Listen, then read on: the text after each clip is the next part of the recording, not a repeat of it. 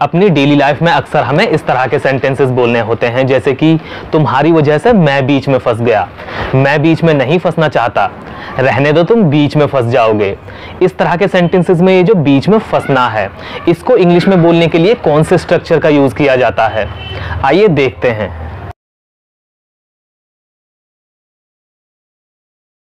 इसको इंग्लिश में बोलने के लिए जिस स्ट्रक्चर का यूज किया जाता है वो है stuck in the middle. Stuck in the middle with you. I am stuck in the middle with you. Stuck in the middle का मतलब होता है बीच में फंसना या फिर बीच में फंस जाना।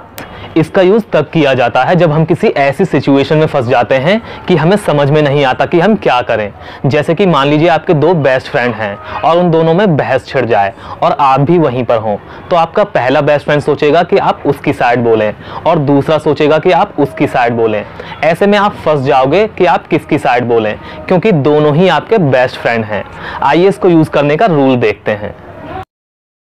इसके रूल के लिए सबसे पहले बोला जाता है सब्जेक्ट और उसके बाद बोली जाती है हेल्पिंग वर्ब, और हेल्पिंग वर्ब के बाद बोला जाता है स्टक इन द मिडल और लास्ट में अदर वर्ड्स।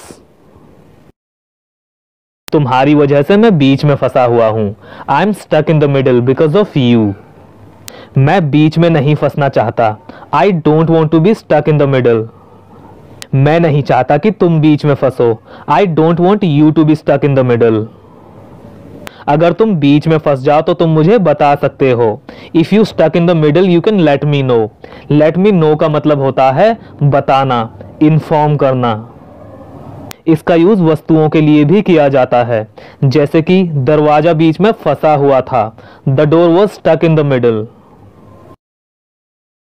देख नहीं सकते क्या तुम मैं खाना खा रहा हूं, देख नहीं सकते क्या तुम वो रो रहा है, बार बार क्यों चिल्ला रहे हो, देख नहीं सकते क्या मैं बिजी हूं। इस तरह के सेंटेंसेस अक्सर हमें अपनी डेली लाइफ में बोलने पड़ जाते हैं, और इनको इंग्लिश में बोलने के लिए जिस स्ट्रक्चर का यूज किया जाता है वो है कांट यू सी।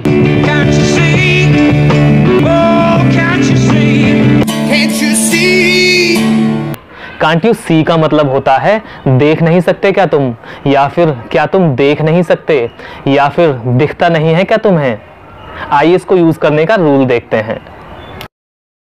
इसको यूज करने के दो रूल होते हैं, या तो आप इसको सेंटेंस से पहले बोल सकते हैं या फिर आप इसको सेंटेंस के बाद बोल सकते हैं, दोनों ही सही हैं।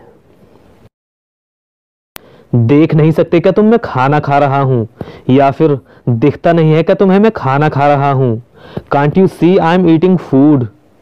देख नहीं सकते क्या तुम वो रो रहा है, can't you see he is crying. दिखता नहीं है क्या तुम्हें बारिश हो रही है, can't you see it's raining. बार बार क्यों चिल्ला रहे हो, दिखता नहीं है क्या मैं बिजी हूं। Why are you shouting again and again, can't you see I am busy. दिखता नहीं है क्या तुम्हें यहाँ पानी ही पानी है, can't you see here is nothing but water. अक्सर अपनी डेली लाइफ में हमें इस तरह के सेंटेंसेस बोलने होते हैं, जैसे कि बार बार पूछने के बाद भी तुम वो ही गलती कर रहे हो, इसके बाद भी वो उससे प्यार करता है, पैसे होने के बाद भी वो खर्च नहीं करता। इस तरह के सेंटेंसेस में जो के बाद भी है, इसको इंग्लिश में बोलने के लिए जिस स्ट्रक्चर का यूज किया जाता है वो है इवन आफ्टर। इवन आफ्टर का मतलब होता है के बाद भी। अगर हमें बोलना हो इसके बाद भी, तब हम इवन आफ्टर दैट का यूज करते हैं। चलिए इन दोनों को ही यूज करने के रूल्स को देखते हैं। इवन आफ्टर के रूल के लिए सबसे पहले बोला जाता है सेंटेंस और उसके बाद बोला जाता है इवन आफ्टर, और इवन आफ्टर के बाद बोला जाता है ऑब्जेक्ट। अगर ऑब्जेक्ट की जगह कोई वर्ब है तो उसको आईएनजी के साथ बोला जाता है, और लास्ट में अदर वर्ड्स अगर हैं तो।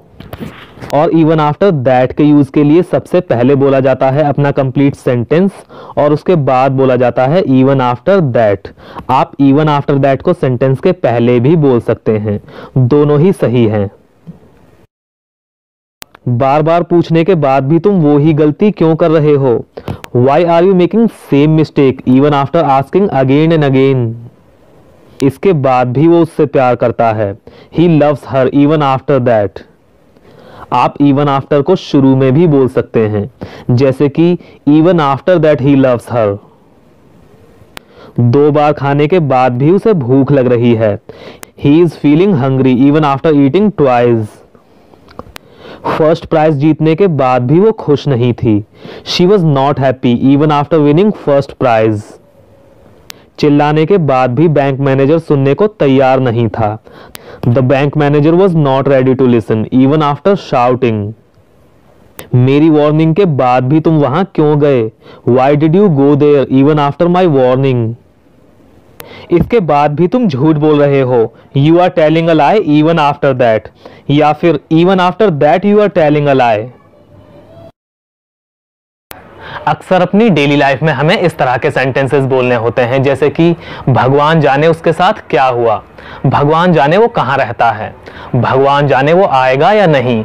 इस तरह के सेंटेंसेस में जो भगवान जाने हैं, इसको इंग्लिश में बोलने के लिए कौन से स्ट्रक्चर का यूज किया जाता है, आइए देखते हैं।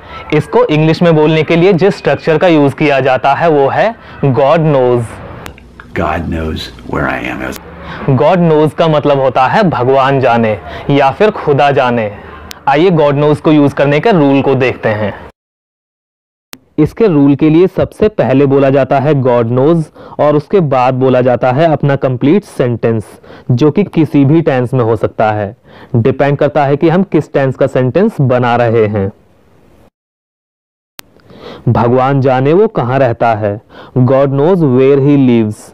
अगर हम बोले God knows where does he live तो हमारा सेंटेंस गलत हो जाएगा, क्योंकि इस सेंटेंस में हम पूछ नहीं रहे हैं, हम सिंपली बोल रहे हैं। भगवान जाने वो क्या करता है, God knows what he does. भगवान जाने अब उसको क्या हुआ, God knows what happened to him now. भगवान जाने अब हम कहाँ जाएंगे, God knows where we will go now. भगवान जाने तुम क्या चाहते हो, God knows what you want. भगवान जाने तुम क्या कर रहे हो, God knows what you are doing. तो गाइज आज की इस वीडियो में बस इतना ही। आई होप कि आपको वीडियो पसंद आया होगा और आपको इन चारों स्ट्रक्चर्स का यूज अच्छे से समझ में आया होगा। अगर आपको कोई डाउट हो तो आप कमेंट करके पूछ सकते हैं।